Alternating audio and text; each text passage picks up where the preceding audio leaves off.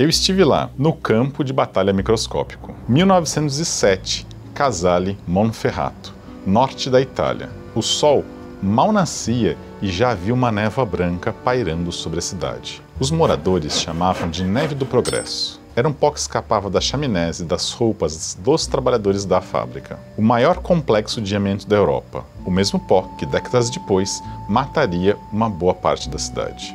Bem-vindo ao Bom Dia com Segurança. Eu sou Enos de Oliveira Júnior, médico do trabalho, e aqui aprendemos saúde e segurança do trabalho. Hoje vamos falar da asbestose e do mesotelioma pleural causados pela exposição ao amianto. Casale Monferrato era uma cidade operária, de ruas estreitas e casas simples. Às margens do Rio do Pó, um cenário típico do interior da Itália. A quietude das praças era animada pelo vai e vem das famílias que dependiam da grande fábrica de amianto Orgulho Local. Ela empregava milhares de pessoas e produzia telhas, caixas d'água e materiais de construção com fibras de amianto.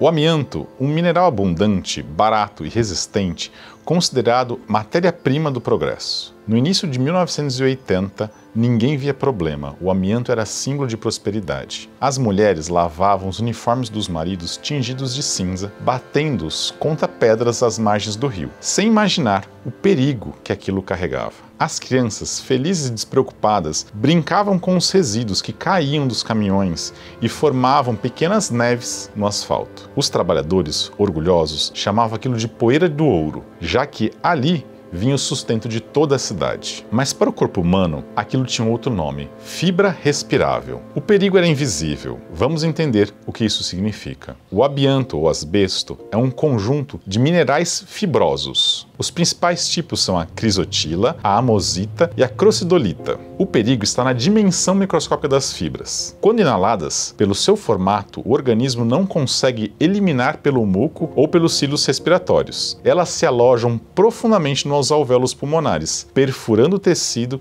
e gerando uma inflamação crônica. A NHO 03 da Fundacentro, norma de higiene ocupacional, que trata da avaliação de poeiras minerais, define fibras respiráveis como aquelas com diâmetro menor do que 3 micrômetros e comprimento maior do que 5 micrômetros. Elas são capazes de penetrar até as regiões mais profundas do pulmão. São fibras invisíveis a olho nu, e a cada respiração em Casale era uma inalação de risco. Os primeiros sinais começaram discretos: tosse seca, falta de ar, fadiga. Os médicos locais achavam que era tuberculose ou bronquite. Mas os exames mostravam algo diferente: uma fibrose difusa nos pulmões, tecidos inteiros substituídos por cicatrizes. O pulmão perde completamente a elasticidade e a capacidade de fazer trocas gasosas. O ar entra, mas o oxigênio não chega. Com o passar dos anos, um novo padrão apareceu. Homens e mulheres, até os que nunca trabalharam na fábrica, começaram a ter uma dor torácica intensa e um líquido acumulado na pleura. A biópsia mostrava o pior cenário. Era mesotelioma pleural, um tipo de câncer praticamente incurável da membrana que reveste o pulmão. O problema é que o tempo entre a exposição e o diagnóstico poderia ultrapassar 30 anos. Demorar muito tempo entre a identificação do risco e a identificação da doença prejudica a constatação de relação causal entre doença e exposição. Décadas depois, descobriu que o amianto havia semeado uma tragédia silenciosa. A doença tinha nome, asbestose, e sobrenome, mesotelioma pleural. As suas foram tomadas por manifestos. E Casale Monferrato entrou para a história como um símbolo mundial da luta contra o amianto. Por trás da aparente tranquilidade, a cidade guardava cicatrizes profundas. A cada esquina, uma nova família contava como aquele pó branco, antes venerado, roubava amores e mudara para sempre a sua história. O amianto é um mineral especial conhecido como pedra cabeluda.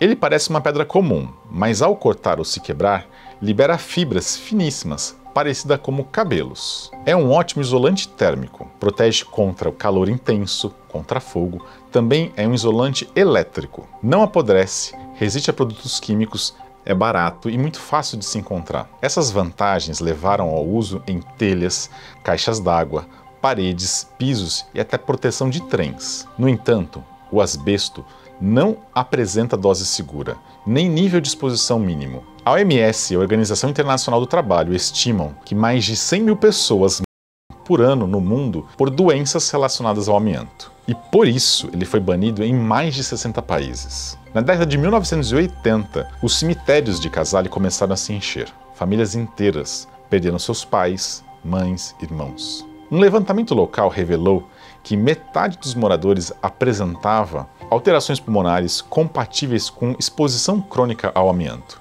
Não havia hospital que desse conta da demanda. O ar era um inimigo invisível. Mas um grupo de mulheres se levantou. Elas eram viúvas, mães e filhas de trabalhadores. Formaram um comitê de vítimas. Começaram a documentar os casos, reunir prontuários e processar a empresa. Foram anos de luta judicial. E, finalmente, em 2012, foram condenados por desastre ambiental doloso. Pela primeira vez, uma corte reconhecia o amianto como uma causa direta de mortes em massa. E eu estive lá, não na Itália, mas em uma mina de amianto. Em 2011, fui convidado a visitar uma mina de amianto em Minaçu, no norte de Goiás. Fui onde funcionava a Sama, uma das maiores minas de crisotila do mundo. Sobrevoar e visitar aquela imensidão branca, cinza e azul foi impressionante. A cava era tão grande que os caminhões à distância pareciam de brinquedo.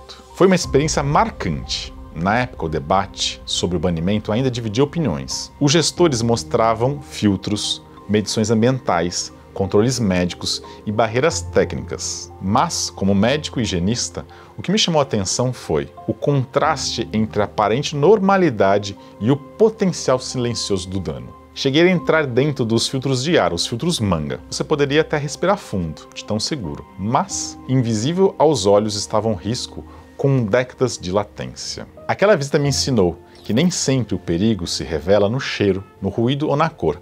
Às vezes ele está suspenso, flutuando e esperando o seu tempo para agir. Uma indústria pode ter os melhores controles do mundo, mas o problema continua. O material é depois utilizado por pedreiros, por terceiros, por pessoas autônomas, sem treinamento e sem proteção adequada. Agora eu gostaria de mostrar para vocês o minério e o amianto que eu trouxe de lá. Aqui, vocês podem ver, aqui é o minério de amianto, é uma rocha. Ela foi lapidada para ficar dessa forma estética, mas aqui a gente vê os veios onde tem o amianto. Ele é um material rochoso, um minério, mas ele, se você quebrar mais, ele se assemelha a um cabelo. Ele é um material fibroso. Do ponto de vista da higiene ocupacional, o caso de Casale é um marco. As práticas atuais ensinam que o controle de poeiras minerais exige uma sequência de medidas hierarquizadas. A eliminação ou substituição do agente. Preferir materiais sem fibras respiráveis. Controle de engenharia, os EPCs. Exaustão localizada, enclausuramento e ventilação. Controles administrativos. Rodízio, limpeza úmido, proibição de varreção a seco. Equipamentos de proteção individual, os EPIs, como os respiradores. Mas em Casale, nenhum dessas barreiras existia. O pó circulava livremente. Os refeitórios ficavam dentro das áreas de produção. As roupas iam para casa, levando o perigo para toda a família. Hoje, Casale Monferrato é conhecida como a cidade Marte do amianto. Há um museu no lugar da antiga fábrica. No centro da praça, uma escultura traz uma frase simples: o pó que matou nossa cidade não matará nossa memória. A história da asbestose é a prova de que o tempo não apaga a negligência, mas pode transformar sofrimento em consciência. A negligência virou crime, e o caso inspirou legislações no mundo inteiro sobre a responsabilidade civil e penal por exposição ocupacional. No Brasil, o amianto também fez história, infelizmente parecida. Somente em 2017, o Supremo Tribunal Federal julgou a ADI 3937, declarando inconstitucional o uso e comercialização do amianto em todo o território nacional. Mas os resíduos e passivos ambientais ainda permanecem. A lição é clara: quando uma substância demora 40 anos para mostrar seus efeitos, cada decisão de hoje é uma sentença para o futuro. E a higiene ocupacional tem um papel decisivo: medir, monitorar e prevenir, antes que o ar invisível se torne um campo de batalha microscópico. O amianto continua entre nós, o risco nunca desapareceu. Vi isso de perto como médico do trabalho. Certa vez assisti a um episódio do seriado Mãos à Obra. A equipe comprou uma casa antiga e durante a reforma descobriu que o isolamento térmico era feito de amianto. O caos se instalou. Eles pararam tudo, enveloparam a casa inteira para proteger a comunidade, Técnicos vestiram macacões especiais, máscaras com ar mandado, pareciam astronautas. O trabalho foi feito com extremo cuidado. Anos depois, vivi uma situação bem diferente. Eu fui em uma visita de segurança a uma grande empresa fabricante de trens. Entrei em um vagão em reforma. Lá dentro, os trabalhadores serravam e removiam a proteção térmica do trem. Entrei num dos vagões antigos em pleno processo de reforma e presenciei um cenário completamente distinto do que vi no seriado. Funcionários serravam e arrancavam placas de isolamento térmico feitas de amianto, sem qualquer proteção individual ou controle ambiental. A nuvem fina dançava no ar.